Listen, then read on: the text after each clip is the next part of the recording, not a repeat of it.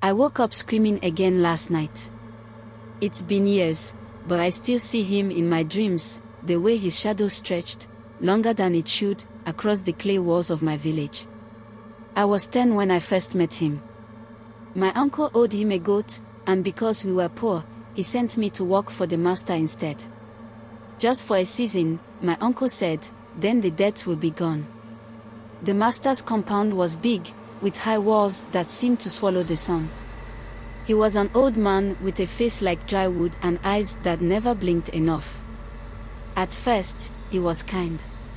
He gave me food, more than I'd ever had at home. But soon, I realized the price wasn't just my work. He had a habit of whispering things when no one was around. "You'll never leave," he said one night as I swept the yard. I thought he was joking. But when I asked to go home after my season of work, he laughed. "There's no home for you now," he said. "You belong here." I didn't understand at first. But the others, there were 4 of us, explained it. Once you worked for the master, you couldn't leave. Not because he wouldn't let you, but because something followed you. One boy tried. He packed his few things and ran one night. The next morning, we found him outside the gates, scratching at the door like a stray dog. His eyes were wild, and he couldn't speak. The master just shook his head and told us to drag him back inside. The master had power, real power. Not the kind you could see, but the kind you felt. It was in the way the wind never blew too hard near his house, or how the animals outside the compound never made a sound. I stayed for 3 years, doing everything he asked, washing, cooking, even feeding the strange little box in his room that he said was his keeper. He never let anyone look inside it. But I swear I heard voices whispering from it sometimes, calling my name. One night, I couldn't take it anymore. I waited until he was deep asleep and ran. I didn't even take my sandals.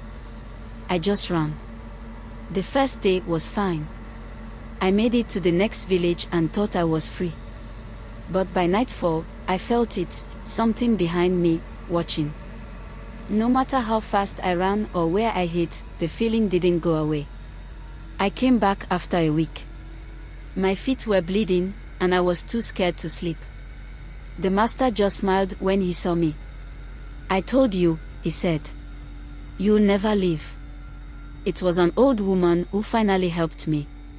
She was a healer from the next village, and she said she knew his kind.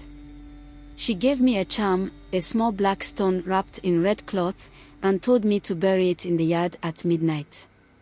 I did as she said, digging with my bare hands until my fingers bled. The master's shadow stood in the doorway, watching. "You think you can break free," he said. But I didn't stop.